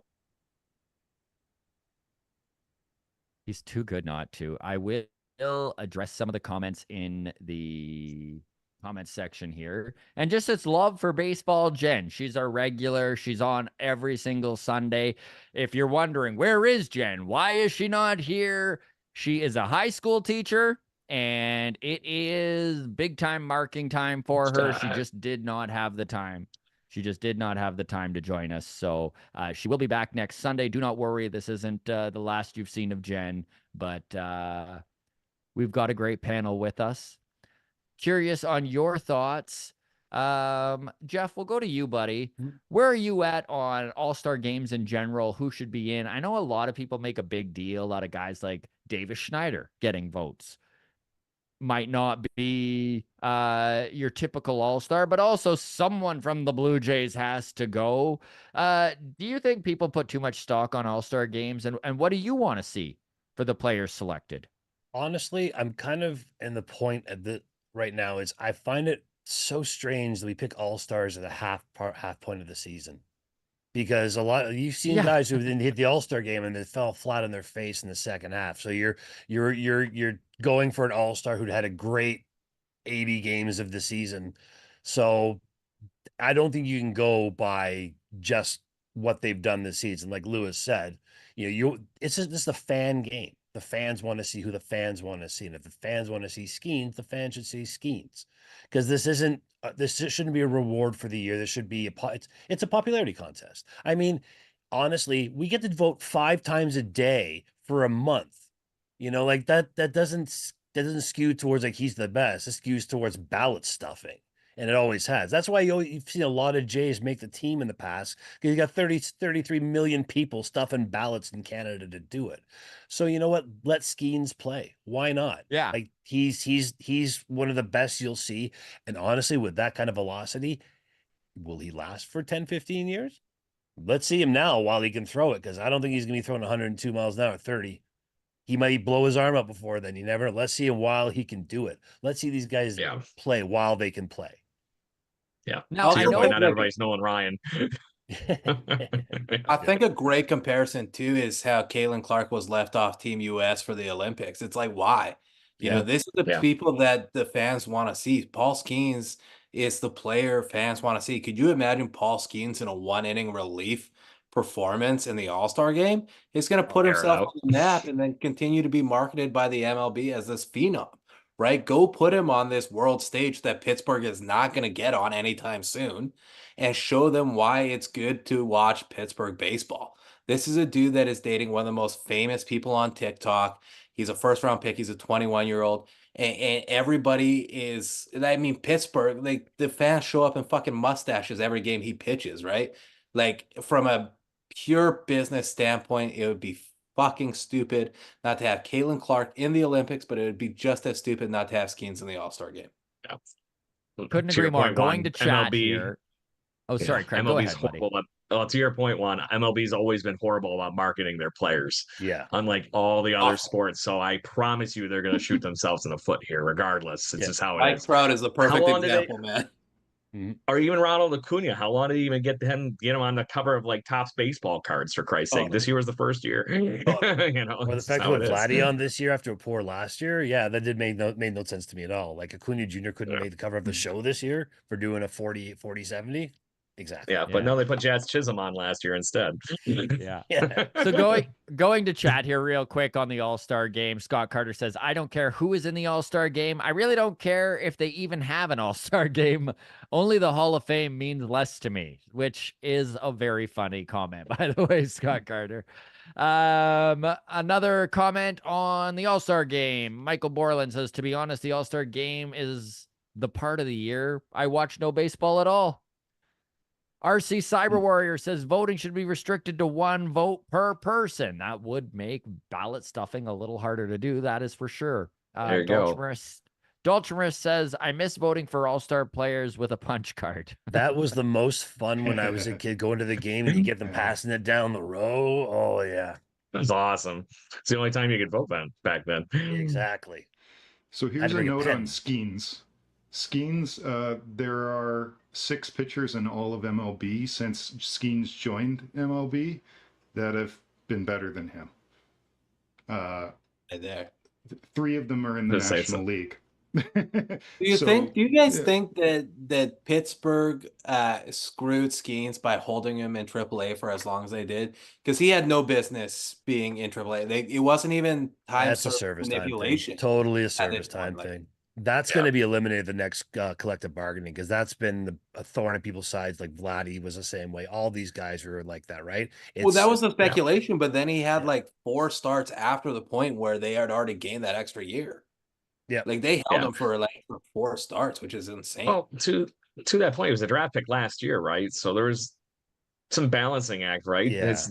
It's not all perfect, and not for every Bryce Harper, Paul Skenes you get a bunch of guys that have to stay in the minor leagues for 4 years. Look at the guys we're talking about at the beginning of this show. This is how it is, right? Yep. Okay, we are now at the portion of the show where we're going to go around the horn here. Everyone has brought a topic or a comment that they want to talk about, and we'll keep an eye on the chat as well and see what you folks think about these topics. Now, I am going to say to my panelists here, I need a pee break. So I'm going to throw to one of you to do your topic, and if you can just act like this show still can roll without me, that would be lovely. Let's start with you, Lewis, my friend. What did you bring for us today? And Juan, if you want to start the panel off with answering Lewis. Yeah, I got you. I got you. I covered.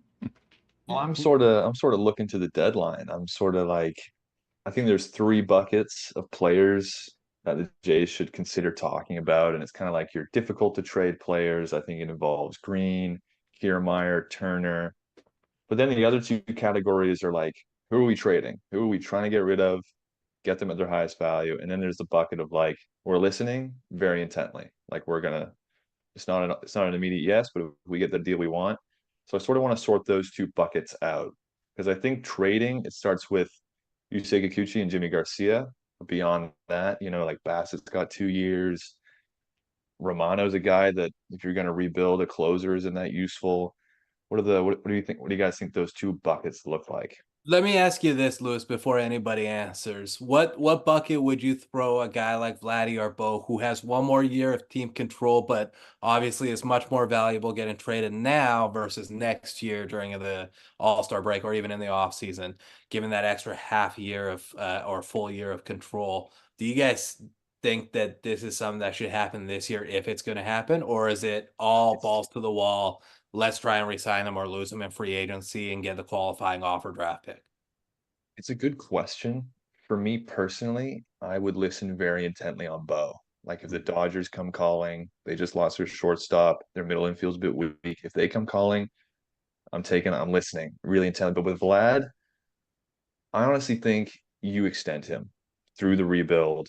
You trust the player, you trust the tools, and you trust that you'll eventually get people around him that But will will make he him and sign? bring him. It I think takes he'll 2. sign. I think he will. Yeah. I think Okay. he will. I think Canadian born. There is something to that. There's something to his Totally. name being attached to Canada. This father, I think it almost would feel wrong to trade him. Like it's something that, you just look at the players usually, but beyond that, like I don't know, like the amount of money the name Vladimir Guerrero Jr. makes for the Toronto Blue Jays is enormous. So I think it's just something that they're going to extend him, whatever that price may be. I don't think Ross Atkins will do it. I think the new person will come in and say Vlad is the cornerstone. I think Bo is someone that I would listen very intently on, but Vlad is someone that I would highlight as a cornerstone and that you can see stick it in the with. I would jerseys. not Like, trade Vlad. you go to a baseball game now. If you want to look at I love jersey watching a game. That's just my fun thing to do. You will see 10 times more Guerrero jerseys than you'll see Bichette jerseys right away. I mean, hell, I'll see more jerseys from other players than I'll see Bichette. I'll see more Donaldson jerseys than I'll see Bichette jerseys. I think people just feel, yeah, exactly. And I think that's the way it is. Right now, I think you just dump what you got to dump. I think that's where we're at right now. We just get rid of the excess that's holding anything else back. Well, I don't think Romano's going to get traded only for the fact that he's hurt and he had a setback the other day. Any of the guys that have been hurt this year, I don't think you're going to trade. I don't think they'll be traded at all. So you got to look at except for maybe Garcia. And we talking trades. I don't even talk about Kikuchi and Jansen. I wouldn't trade either of them. Honestly, unless Kikuchi's kind of hit a bit of a stale point at this point, I'm hoping it's just like a blip in the radar. I would extend them both. I think the one most invaluable person on this team that you cannot trade is Danny Jansen. Like, if there's any talk for him, you keep him. We already got rid of Gabby Moreno, who could have been the next Jansen, and Alejandro Kirk is not the next Jansen. He's just not. He is the most important player to keep on this team because it's longevity, it helps bridge gaps between hopefully one front office to the other kind of thing.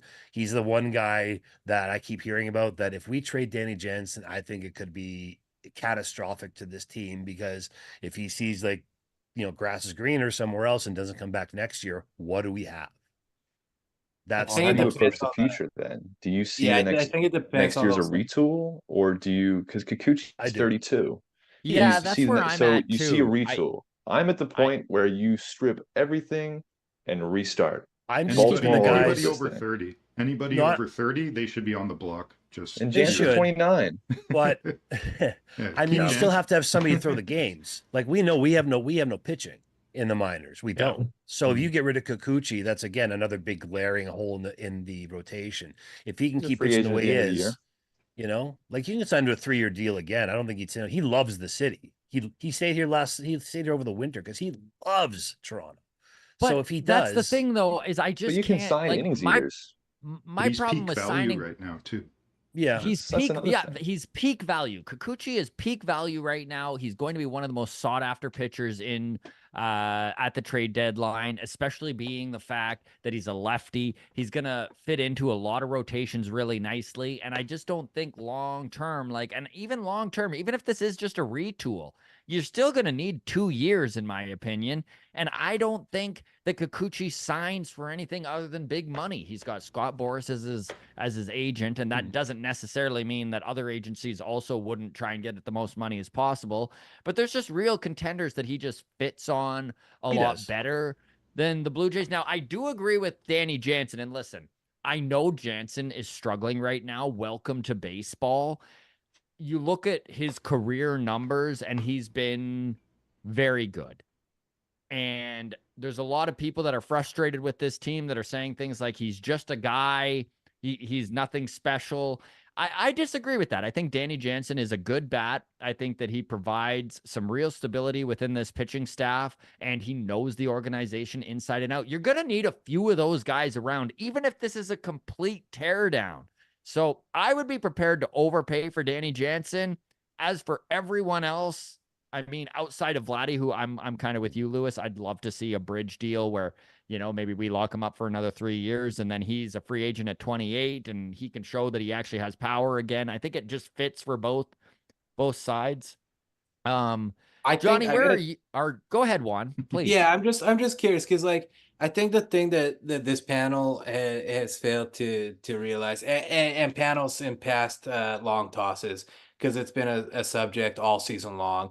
Guys like Kikuchi and Jansen are 3 healthy months away from open market, right? So there's a chance that they will be extended by the Blue Jays. I don't disagree with that at all, but it's not going to happen in season, and it's not going to happen before they get to have a conversation with every other team in the league.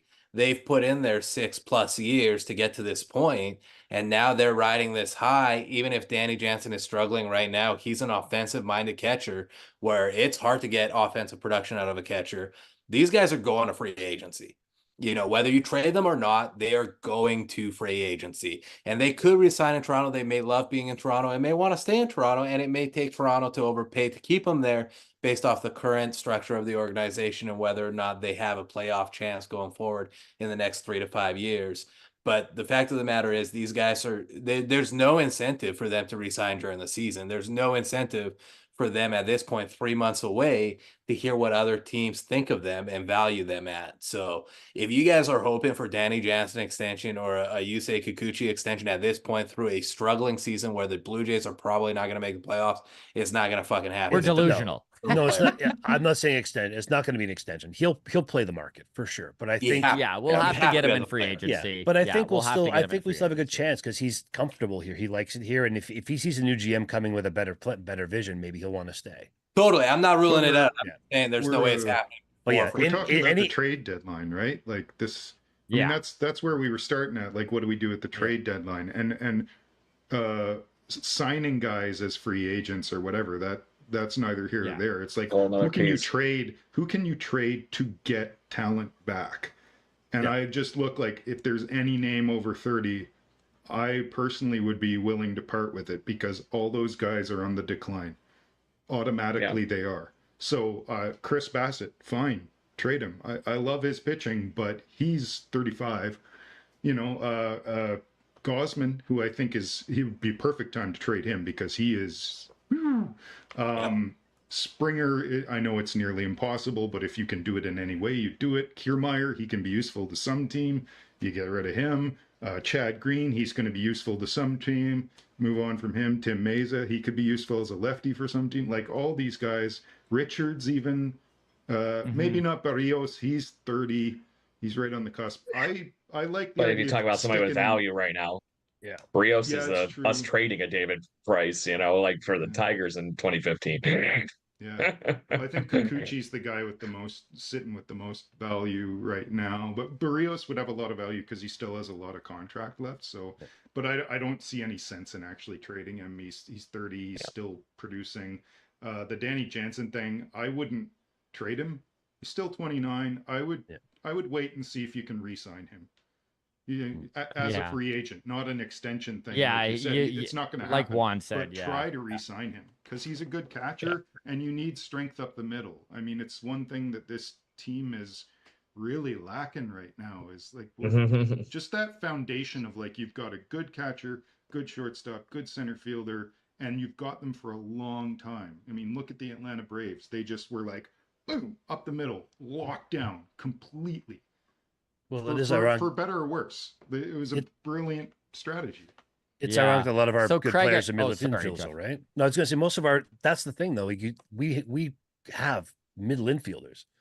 That's what we have. We don't have corner infielders. We have a glut of guys who can play second. But not studs. Like exactly, and that's the thing. That's the ironic thing is that's our best players to trade are all middle infielders, and they're not really all that great, except for the guys that we've got now. Like it's a precipitous dip. And any trade we make, the biggest thing that we got to get back is pitching. We have to get it back because that's the one thing that if Kikuchi goes and we still have a fifth starter now, so that's 2 spots you got to fill. You better bring back somebody who's going to be a major league ready kind of pitcher that you can throw in Kikuchi's spot if you're going to trade him. Because if you just bring back bats, it's not going to work. I have an Emerson Hancock that would look really good in a Blue Jays uniform in a Vladdy Guerrero trade. Just saying. If you're gonna get Vladdy, give me Miller. I'll take Miller. So Craig, I'll make that trade to be honest. Craig, I am going to throw to you here to hear your idea of what would be a Blue Jay successful trade deadline here, but I do want to just spin this question just a little bit because. And by the way, everyone in chat, like I'm trying to run a show here. They're being hilarious. My God, the jokes in here. I'm having just as much fun watching them as like it's just been like I just keep laughing at everyone. And also, thank you so much, ground crew. We've got well over 100 of you, and you're also respectful of each other. Like, honestly, there's like chats over 100 people where people are just pieces of crap, and you guys have been like literally That's where my tops. show is apparently normally, Scott, because I usually look through our chat and it's like, yeah, I'm not touching that. Yeah, It's a that's toxic right. waste dump. Good Yeah. ground crew. So So if you, apparently that's where it goes on our show instead of on yours, Scott. to everyone in the chat, please hit the like button. If you're not subscribed to the channel, would love it if you do that for us. Thank you so much. And now, Craig, I will throw to you. And my twist on this question is, if the Jays get real crazy, and again, I wouldn't want Ross Atkins making these sort of decisions in this scenario. Shapiro has either already decided that Atkins is done and has taken over the GM ship himself, or has fired him and passed on to somebody else as an interim GM. I don't want them making those decisions, but let's say the Blue Jays do actually get crazy and decide to move one of Bo or Vlad. Do you have a preference? Do you see a landing site for one of them? And what do you personally think their value is at this point? So I'm going to answer half of that because part of that was the thing I was going to bring up in a minute ago. So I'm going to answer your question, Scott, but I want to tack on to Lewis's a little bit here at the same time. Lewis mentioned that he's trying to categorize everybody into three pieces here for what we're trading. I think there's really a fourth piece to it, and that is who in the hell on this roster is actually going to be here to help this team in the near future. Because right now, I'm in the school of thought that you trade Bo, you trade Vlad, you actually could have a product on the team or on the field next year that isn't just shit. There is some fun there. There's some up and comers. Maybe it does do something like what we're seeing with what the Pirates are doing this year, for example, right? There's some level of that. You don't know what you're going to get when you show up for spring training when you have a lot of young talent again. And I think that's what you get the quickest if you are trading those two individuals along with everybody else that we've been talking about. The Turners, Bassett's, all the above, right? But that's my goal. We have assets in hand right now. Try to hurry up and churn this so that it doesn't turn into a 4-year drought again, like we had after the 2015, 2016 fun that we finally got to experience. That was the thing that killed me the most. We finally had it back in our hands after all those years of droughts, and then we sucked until we saw this current core come through, and we didn't get a chance to. And in the midst of that, I think that that's where this really needs to go. So I think it is those three categories that you mentioned, Lewis, along with that fourth. If there's anybody at this core that's currently at the major league level that is going to be here in 3 years, and I think they need to be thinking about that. So back to where you were saying, Scott, they have to have that plan in place, and that's why Ross Atkins can't do it. So Love that answer. Love that answer. I think we have squeezed all the juice out of that great topic. Well done, Lewis. We are now going to throw to Jeff. What do you have for us? What's your topic? What are we talking? Oh, I think I touched on it a bit earlier is when the inevitable happens and the front office makes a major shakeup, does Shapiro and Atkins go together? And like I said, I don't think they do. What I do see happening is Shapiro getting rid of Atkins. And when we talk about blowing up the front office, what needs to be blown up more, the analytics side or the development side? Because they both kind of go hand in hand in a way. They help each other out, but Yep. one is definitely a little bit different than the other. So do you blow up analytics or do you blow up your player development? It's a good question. I vote analytics. Yeah, I'm kind of on that. They've got It's a like, really like good 20 question. people in their analytics department. Like it's ridiculous. Lewis, You don't need Lewis, do you It's want too to many tackle this? voices. Yeah. Start us off here, Wait. Lewis. Too many analytics people. Sorry. What's that? Did you say how many analytics people did you have? Like, what's the There's argument something there? like 10. Sorry. There's at least I think about 20 people, maybe a little bit less than that, but it's a ridiculously large amount of people. Like it's just like to me it's like a make work kind of group in the front office, and I just think Like you look at the batting is the same way. You've got, like you said, there's 4 guys telling people how to do things. And analytics got 20 guys telling you how to do things. I think we've just got too many people in the front office just in general. Like information is great, but too much information is overwhelming. And honestly, I think that's what's happened to Atkins. He's just got too much crap in his brain and he doesn't know what to do with it anymore. We need a fresh eye on the whole organization and let's blow the whole, like you said, blow the whole thing up. But do you blow it up with Shapiro?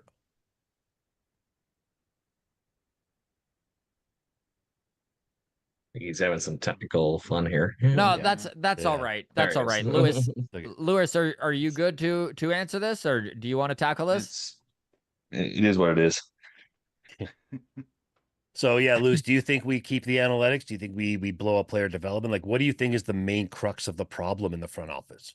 Oh, man, You know what? We're gonna throw to Johnny. Johnny, listen, we know that the biggest Achilles heels within this organization is obviously the player development. They have not been able to, for whatever reason, especially on the pitching side, develop guys from within. I'm gonna reset my PC. Is there somebody who needs to pay for this? I guess is the question, Johnny.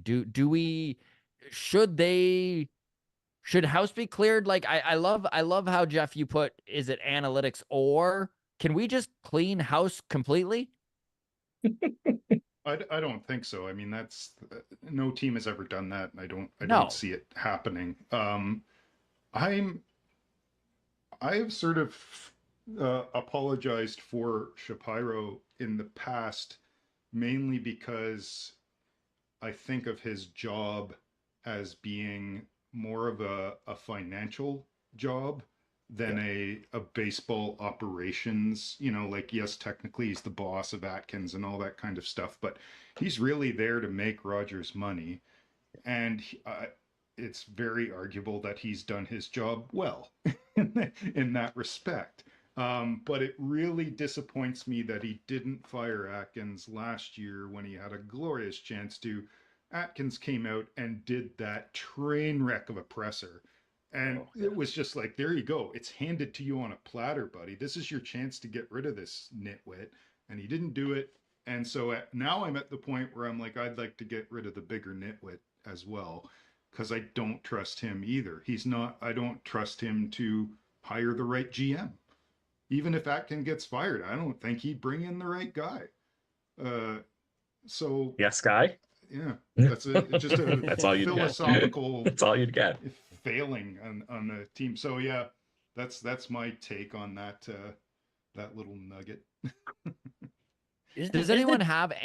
Oh, sorry. Go ahead. Sorry, isn't it John Farrell's kid that's part of one of the major parts of development on the scene? Like, I know you and I, Scott, at one point had a little bit of a chat about John Farrell and his old fiasco with here, but I'm pretty sure it's his kid that's right up there in the player development side. So is it because some kind of internal sort of like thing where John Farrell's feeding things to his kid? Yeah, they pissed me off to make sure the Jays are bad. Like, I don't know. Maybe it runs in the family. Maybe it runs in the family. I don't know. I'm all about conspiracies, boy. I'd love to hear from Lewis here now that you're back, buddy. I really do want to know what you think about this analytics department, what this team needs to do going forwards. Yeah, sorry I missed you guys there. I just went out, but they're honestly, the answer is their analytics department isn't big enough. It isn't expansive enough. It doesn't cover all the bases that it needs to. Like, you look at the Yankees, like, these guys have scientists in Australia studying the physics of all flights. They are like the Houston Astros. The reason the Houston Astros haven't been doing as well is because they fired a bunch of very smart people. Kyle Bodie who's the director of Driveline, was there during their whole postseason run. And look at their pitching now. Kyle Bodie's now one of the pitching directors with Boston, who has one of the best rotations in all of baseball. So I just think they're not smart enough. The analytics department needs to be bigger, stronger, with more minds. And then their player development and drafting is horrendous. Like, I think That's a big it's problem. hand in hand. It's hand in hand. But both need to be completely blown up and expanded. And funded more than just like building a facility in Florida and spending a lot on the roster. I think if you looked at the money spent on analytics Jays, it would be down near the bottom of baseball. I actually Going to found the that metric. chat here, Martin Sunland says, whoever runs the analytics and development calls the shot over the employees. You don't need to chuck them all. So, and that's really what we've been talking about a lot of this show, is that there needs to be a new voice, and that doesn't just come from a general manager standpoint. I think there needs to be new voices at the top of most of these departments, performance, development. Everything isn't working. So do we need to gut everything? No, obviously you need some mainstay members who can pass along information that they've been doing and what's been going on, and even just to correct it. But I really do think that continuing, I mean, it's the oldest saying around, right? Doing the same thing over and over again and expecting different results is the definition of insanity. Of course, you look up insanity in the dictionary. It is not the definition, by the way, folks, but you get the Well, sentiment you guys here. really aren't going to like what I found. But Craig, lay it on me. What did you find? Apparently the Blue Jays have above average number of people in their analytics department as far as baseball goes. So they have a payroll of $171 million, and the other teams that are above us are the only team in payroll, or the only other teams that have bigger analytics departments, the Yankees and so on. Like you mentioned, Lewis, I can't believe I stumbled onto this literally pie graph here. But it says that we have 17, and the biggest analytics department is the Tampa Bay Rays, which is the opposite of that trend I just mentioned to you with 37. The lowest, I think this is ironically and funny, because the worst team in baseball right now is the Chicago White Sox, and they have a full 5 people apparently working their analytics department. Oh my God. 5. Do you feel sorry for 5 those people? 5 They're all people? Oh my teenagers. God. They're Yeah. all teenagers. goodness. They're like the Covered coach's intern. son. They're all interns. Their analytics department is a department of interns. Yeah, it's pretty Jesus. funny, this list. I don't know. Can I share on this? I don't know, but to that point, I just thought it was kind of funny that when I just stumbled onto this thing, it's very That tells me dependent they on the do team have smart payroll. people. It The one tells me that's they the have smart biggest people. So Yeah, the one that's the biggest outlier on here to that trend is actually the Cleveland Guardians, because they're in the middle of the roll on payroll size, right? And they have 12 people in their analytics department. Okay. So So are they're we- Yeah. even though they They're have fewer efficient. people than most, they have fewer people than most, but they're paying the best of the best. I like it. I actually like that. There's a level of buy the right people in that too. Opposite of what the White Sox are doing, but not enough people and apparently not enough smart, right? To your point. all right, Yeah. So are analytics people just dumb? No, I think Like, I think There's we 15 got of think them. there are I don't know. smart I can't say people. about all. what's that, Lewis? I think there are smart people. There are smart people in every organization. The White Sox, Yeah. there are smart people. Yeah, But I just don't think correct. their voices and their opinions and the things that they value are valued by the people at the top. Seconds. Yes. It's an ideology thing. I truly do believe that the Blue Jays ideology as to what they value in a baseball team is skewed, and it's not working. Defense and there's pitching, no- which is there's- okay. There's no But- analytics department that would put out the batting lineups the Jays have for the last year and a half. Yeah. Or pulveries. Oh, sorry, that did happen. Shit. This is Long Toss episode 308. Our panel for tonight is Juan Forno of the Walk-Off Mariners. We have Jeff of 4040 Man. We have Lewis Foster back. And we've got Craig from Jaybird Watching Podcast, as well as our producer extraordinaire, Johnny Eaton.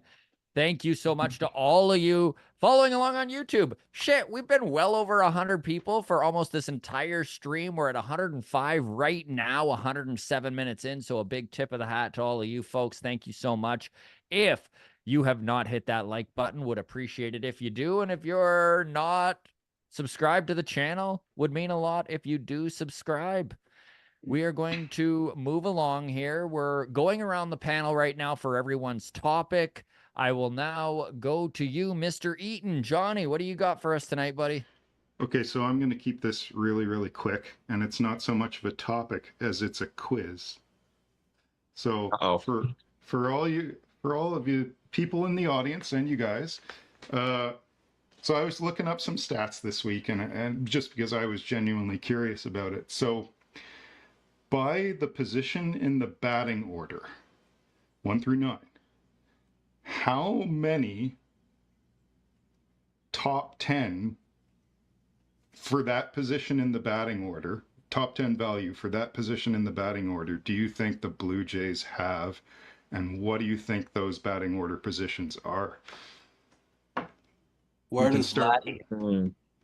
So it's 1 through 9. It's not specific people. It's how the batters in the 1 through 9 slots have performed. Gotcha. I know How one many of do you them. think are top 10? I know one of them You're that's funny. probably the last one, which would be batting fourth. I'm pretty sure we're close to 30th right there. Oh, maybe the White Sox got you edged out a little bit, Jeff, but I don't know. Any ideas how many are in the top there? My guess is One? Zero. 0. 1, 0. Wow. Okay. Well, we actually have 3 batting Wow. order positions where Really? it's top 10. So those positions are 9th, they're 6th Hmm. as 9-hole hitters go. They're 4th as 7-hole hitters go. To They're say 7, 10th 8, 9, isn't it? They're 10th as 6-hole hitters go. Didn't And the IKF rest play of my all God. those? That's all I IKF think you're right right. there, man. That's So all the I top 4, the top 4 are awful. First in the lineup is 29th in MLB. Second in the Holy lineup is shit. 24th. God. Third is 15th. Fourth is 26th. Yikes. It's Oh. bleak. And that I just did. I mean, I didn't plan my batting order comment to feed into this, but it worked out well. But yeah, that's an indicator of how they put their lineups together. And then Oh, you another don't? one, another fun one. This is the second part of this little short quiz. By position, how many positions, including starting pitchers and relievers, how many of those do you think we have in the top 10? I'm going to say 2. Yeah, 1 or 2. 1 or 2? Like I think So one- Vladdy is definitely one of those. I'm thinking starting pitching and Vladdy. Yeah. So Vladdy is one. The other one is so Vladdy's 7th in the league, and Okay. second base 7th. Really? Oh, I wouldn't have 7th in. Well, This is like just all batting production, not fielding, but like batting but production. second base. I mean, That- we do have 8 second basemen on this Yeah, team. exactly. So Schneider, Horwitz, IKF. Yeah. Starting You said they were pitching all is shit. actually 15th. We're 15th in starting pitching. Yeah. Yeah. You asked that probably a month ago, Johnny. I think it'd probably be right? Yeah. Guess what? Guess what we are in relief pitching? 27. I don't want to know. Dead last. bad. Dead last. Worst Well, relief I pitching will in say Major League Baseball. our relief pitching, we've had a lot of injuries though. It's true. You know, yeah. like it's the Right. complete opposite of last year, right? All like Yeah. think of all the guys who've gone down for the bullpen. Like if half these guys were able to stay up, we might have been okay. But Romano going down, Swanson going down, Garcia going down, Pearson went down. Like all these guys went down. So I think it just goes to show our lack of depth right there. Like I love Zach Pop. I think Zach Pop's gonna be great. I think we can keep him up here, whatever. But after Zach Pop, who do you bring up? It's been Like more little- about You're who gonna we get more send like down. Ryan Littles. Yeah, we Littles and Burrs and these guys, like guys Yeah. I've never heard of, going, oh, major league debut. I didn't even know he was on a freaking organization, but all right. Yeah. Yep. 30th. well, that was a fun one, Johnny. Well done, Yeah. buddy. That's the All right, entirety of my so- topic. No. That's the And best Just so made it hurt more. Yeah. we've got 2 topics left, right? Craig and Juan. Craig, do you Let want Craig to? go? Yeah. Yeah, go ahead here, Craig. Well, like Juan, I'm the other American in the room here, so I got to bring up a conspiracy theory, right? That's what we do, right? Okay, so I'd like to go on record Um, and state I am not American. I just live in America. I don't want to be associated. all I right, need I'm that the on American that record, wears the wrong please. hat. I absolutely need that Got on it. record. Got it. I'm the weird one here. Got it. So, anyways, I'm gonna go full conspiracy theory. I think there's a whole nother reason that Ross Atkins, or not, yeah, that Shapiro was in Cleveland this weekend. And that is, I think that the GM shift is already moved, and he was there to actually market a trade for Bo Bichette to the Guardians. Is anybody Oh. have any thought and gas to that fire? Because, like I said, if you're looking at the Cleveland Guardians roster right now, the one glaring hole they have is at the shortstop. And they haven't had a franchise shortstop since they traded Francisco Lindor. So I thought there was some smoke to that fire, especially when we know there's going to be a round of firings going on here. So if somebody's going to stay around, maybe he's already brokering said, or at least laying said concrete down a little bit. I think that's an interesting take, especially because obviously there are ties to Cleveland and there's a need for Cleveland. I know Cleveland is not going to pay Bo the contract that he wants, but having that year and They a can half, afford 2 years, 11 million a year though, that he's locked up for an arbitration. well, that's exactly it, right? The year and a half of control, and they're probably looking at their roster and saying, "Hey, if we can take care of the AL East and the Yankees and the Orioles, we get a shot at the World Series for sure, right?" And They there's definitely have not that. the AL West and the Mariners, but if you're weak in glaring hole at shortstop and you're going for it all right here, right now, I mean, why not? It makes a lot of sense, especially because they know that front office in Cleveland as the predecessor. So. Great conspiracy. I don't think it's that much of a conspiracy. I think that might be real life, man. So we'll go to Nobody's chat been on talking this about here, it. That's why Craig. I was like, It's interesting. am I missing We'll something, or am I just one digging too much into it? So we'll go to chat on this conspiracy theory of yours, and RC Cyber Warrior goes, no. I agree that I don't want to see it happen, but if you were going to start trading, you could be pilfering from a worse franchise, and they have a for lot sure. of young And talent on that. They do have a lot of prospects in that top 100 if you were going for top end prospects. Matt Sweeby says absolute nonsense. Choot Charu says, nah, Shapiro was there for years. He probably there golfing with friends. Don't think it's trade related. And Mike says, yeah, it wouldn't surprise me at all. Fair shot. So you've got both sides of the road there. And even though I hated that one, I do see how there are ties and how you can make those connections. So we don't have defensive shortstop first anymore, like a Spike Owen types, because I think that's what Rocchio would be. That Brian Rocchio, he's like 212, but he's got a great glove. Like he really Great does. glove. Yeah. But yeah, I guess we don't have no more Spike Owens anymore in this day and age. Yeah. But if you're trying to make Okay. that offense that much more scarier, that was kind of what I was thinking. Yeah. Is I'm He not could. saying that Rocchio can't do what they need to do in the playoffs, But but you're absolutely right. is he going to Yeah. come up at like Rajay Davis for them like they did against us? That's about it, right? Let Ochoa be a defensive substitution off the bench. I mean, their Yeah. top Exactly. six guys are all have OPSs over 700. You know what I mean? Like Stephen Kwan. There's the guy right there who I thought we could probably have had him a couple years ago too. When we were looking at that Jose Ramirez and all that kind of stuff, I think we could have had him a couple years ago. Can you imagine that? Or if we had Ugh. Ramirez now. You sound like Major League right now, like, I am. oh, I wish we had him 4 years ago. And they're like, we did 4 years ago then. The problem is Okay, where we're looking at this lineup card, like going, who the hell are these people? They suck. Or no, we Yeah. suck again, Okay, so we are down to it. We've got 5 minutes left in the show here. Juan, I'm going to throw to you to bring us on home with your topic. What do you got for us? Yeah, and I don't want to make assumptions, but I believe this panel is 92% Caucasian. I did the math. And I am assuming that you guys are all Caucasian. I apologize if I'm wrong. I think that the only color in this panel is 50% me. And I want to talk about the I think. And I want to talk about the Rick Woodfield game. It's something that's important to me. I'm a firm believer that baseball is more than a game. I think baseball is the reason I'm the man that I am today. And I know you guys don't know me on a personal level, just as a media personality, but I think it's really cool, and I think it's important what baseball is doing to honor the Negro Leagues and what they did this week with the St. Louis Cardinals and the San Francisco Giants game. It was important to me. It was very emotional. What a great couple organizations to choose too. Yeah. Couldn't have done it better, especially Yeah. with Willie Mays passing this week and all the love and attention that he deserves and got. I think the one thing that stuck out to me was the pregame where Alex Rodriguez asked Reggie Jackson what it was like for him to come back to the field. And they let Reggie Jackson talk. They let him speak his piece.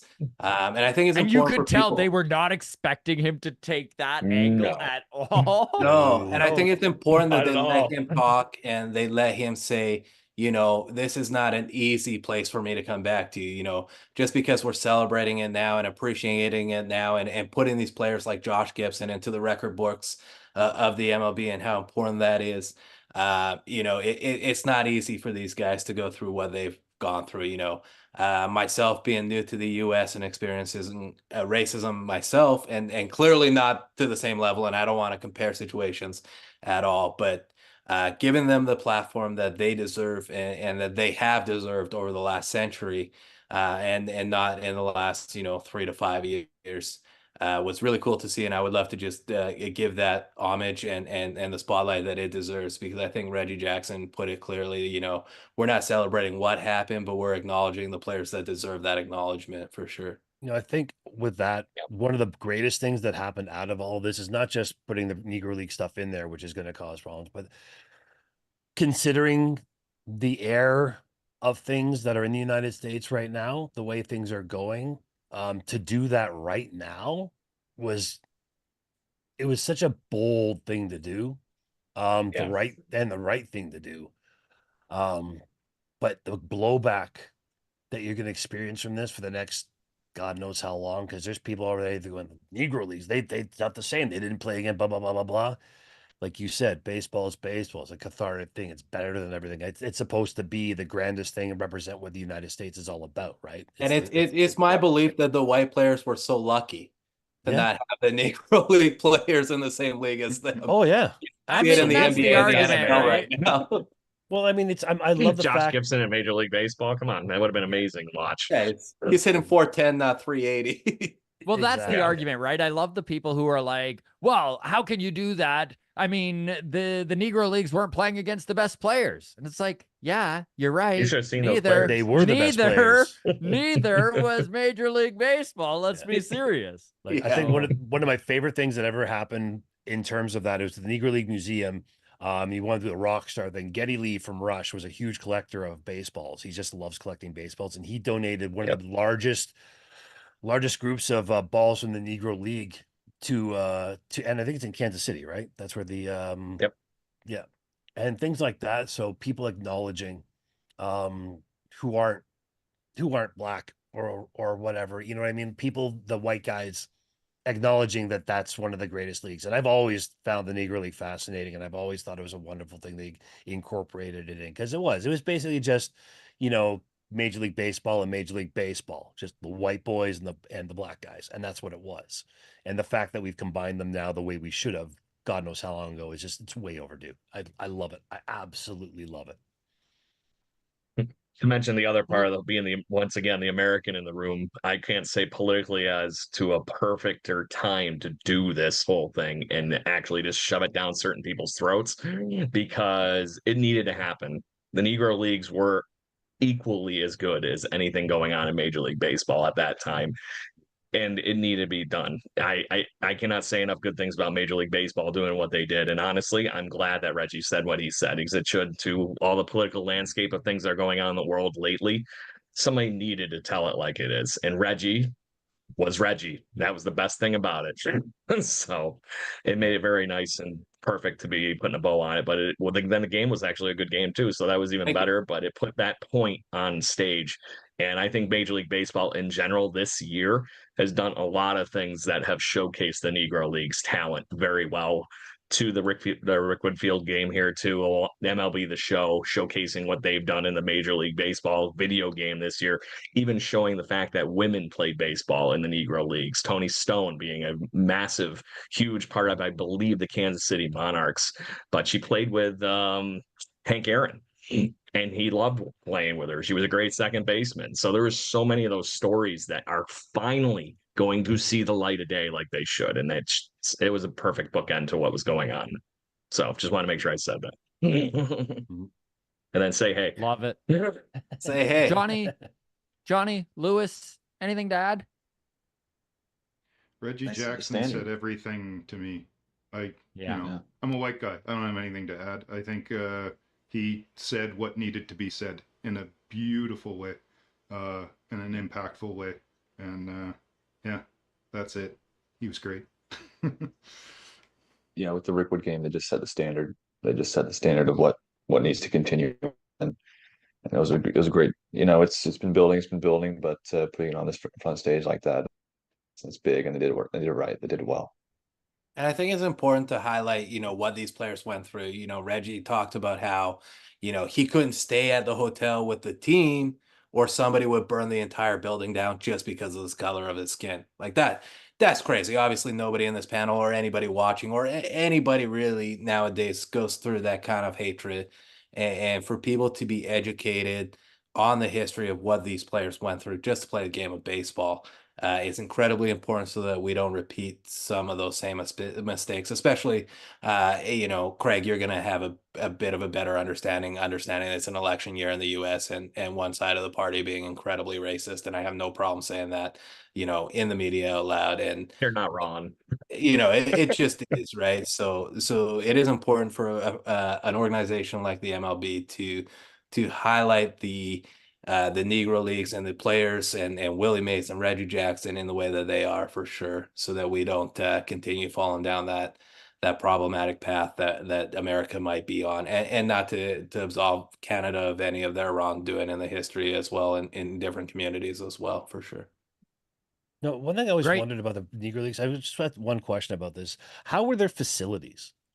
Because I always figured like they probably didn't get the best of facilities to play in either. Or were Yeah, they I think they had the largest backstops in the history of baseball, for one. But I think you're right. Yeah, the facilities were probably not to the which same makes extent. you think that the numbers could have been even better. Yeah, they were saying that too during the game that Reggie Jackson or even Hank Aaron would have had significantly more home runs if they weren't playing in a field where the fence was 500 feet dead center. You had to be Josh Yeah. Gibson to get it out of that ballpark. Yeah, That's it's basically the some, way. man. They were big. And for All right, anybody that gentlemen. hasn't noticed this, look these guys up because it's worth listening to this story if you don't know what we're talking about in this piece. It is. It is. Absolutely. Josh Gibson, look him up. Gentlemen, we are at the 2-hour mark, so we're going to wrap it up there. But I do wish to say thank you very much, all 5 of you, for being here. Great topics, Juan. Love the way we close this out. To everyone on YouTube, my God, there was well over 100 of you for most of this show. Thank you so much, Grounds Crew. Please hit that like button and subscribe to the channel if you haven't. We run Long Toss every single Sunday. I know some of our regulars are going to be back next week. I was keeping an eye on the chat and everyone really missed Jen. I will pass that along to Baseball Jen. She's a gem. I know some mentions of Hey Kami. He's sick, but he'll also be back next week. Thank you to all of you. Appreciate you. And on that, we will call it a show. Cheers, everybody.